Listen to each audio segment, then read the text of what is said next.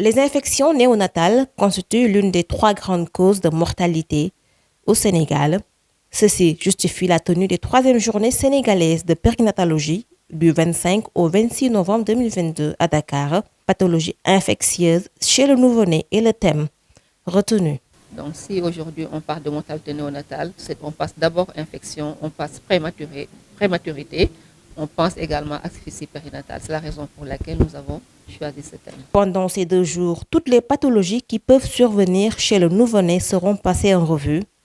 Ces experts sont revenus sur certains signes annonciateurs d'une infection chez le nouveau-né. Il y a plusieurs signes qui peuvent faire penser à une infection je dirais plus chez le nouveau-né, mais c'est vrai que déjà pendant l'accouchement, pendant le travail, il y a des signes qui peuvent y faire penser. Lorsque la maman présente par exemple de la fièvre, et ça fait partie aujourd'hui des critères vraiment sur lesquels on s'appuie pour évoquer une infection chez la mère et une possible infection chez le nouveau-né.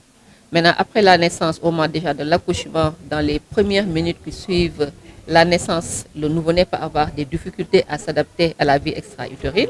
Je donne l'exemple simple d'un nouveau-né qui naît et qui ne crie pas, ou alors présenter dans les heures ou les jours qui suivent, soit un refus de téter, un refus de s'alimenter, de la fièvre, ou alors on peut avoir au contraire une hypothermie.